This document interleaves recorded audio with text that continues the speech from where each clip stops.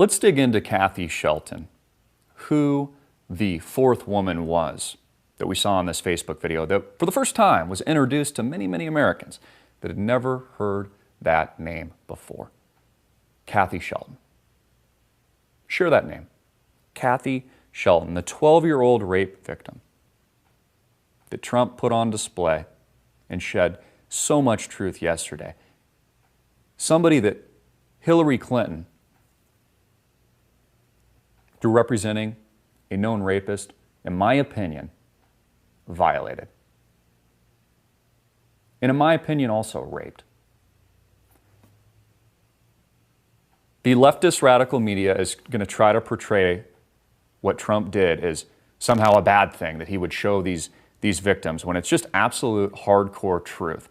And you know, the reality is most Americans just can't stomach it. The reality. There was an article that I pulled here. This was from thinkprogress.org. And, you know, they're trying to spin it the other way. I'd like to read a couple comments here. They say Kathy Shelton's story has been warped. No, it hasn't. And co-opted. No, it hasn't. It's a true story. By the anti-Clinton machine. Hours before the second presidential debate, Donald Trump invited four women onto stage with him to launch the latest sexist attack on Hillary Clinton by targeting her husband's past indiscretions.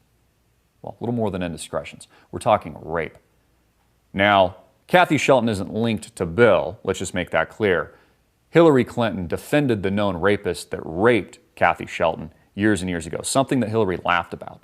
And I'm going to play that footage for you today, when she's cackling like a whore after defending this known rapist that ruined, to a large extent, Kathy Shelton's life. The campaign ploy was characterized by many as an event with Bill Clinton's accusers, but only 3 of the women had any connection to Bill Clinton's previous sexual improprieties. The fourth woman, Kathy Shelton, is the only one with direct connection to the woman who is running for president. And then it goes on, and they just try to paint like Trump in a bad light. So who is Kathy? Who is Kathy Shelton? Well, she was a child rape victim who just came forward for the first time. Going to make me cry almost here. For the first time in 40 years, to call Hillary Clinton a liar who defended her rapist by smearing her, blocking evidence, and callously laughing that she knew he was guilty. 40 years she comes out of the woodwork to make that statement. Imagine how hard it must be for her to do that, put herself on display like that. It only tells you how violated and hurt and the damage that Hillary Clinton did to her. That it would bring a woman out of the woodwork after 40 years to make herself known. Because she wants millennials out there to know the truth about who Hillary Clinton is and what her character and lack of integrity and morality is all about. Hillary Clinton is not for women and children, says Kathy, who's now 54 years old, who was 12 years old when she was raped by Thomas Alfred Taylor, whom Hillary defended. In Arkansas, Clinton again was the rapist defense lawyer, pleading him down to unlawful fondling of a minor. The 41-year-old drifter served less than a year in prison, thanks to Hillary. The plea came after Clinton was able to block the admission of forensic evidence that linked her client to the crime. Shelton says she's furious that Clinton has been portraying herself as a lifelong advocate of women and girls on the campaign trail. Clinton accused Shelton of seeking out older men in the case and demanded that she undergo a grueling court-ordered psychiatric examination.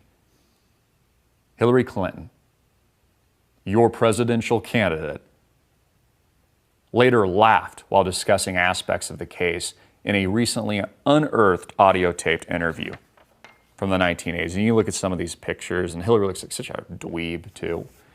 In some of these pictures, years and years ago, she defends this known rapist. I want to play because the audio speaks louder than anything I could possibly say, because again, it's just the evidence. You know, we had new people come to the show last night. They're like, who's this conspiracy theorist? None of this is conspiracy, folks. It's just hardcore fact and truth.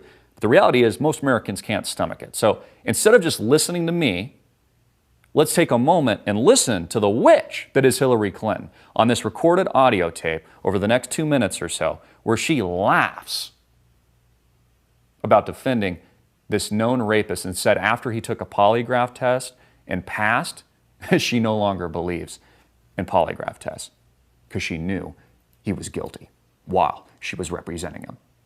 Go to that clip.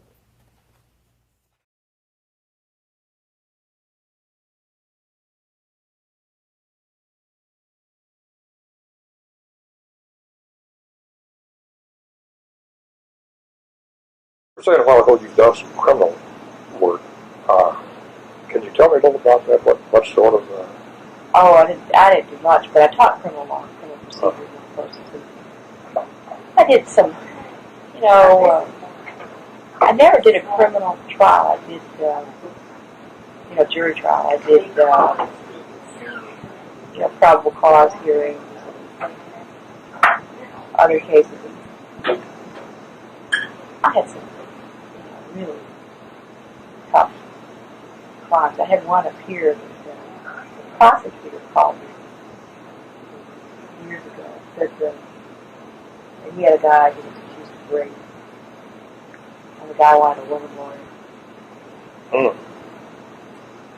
But I do it as a favor to him. That's really awesome. Terrible case. Remember that case where I represented that guy?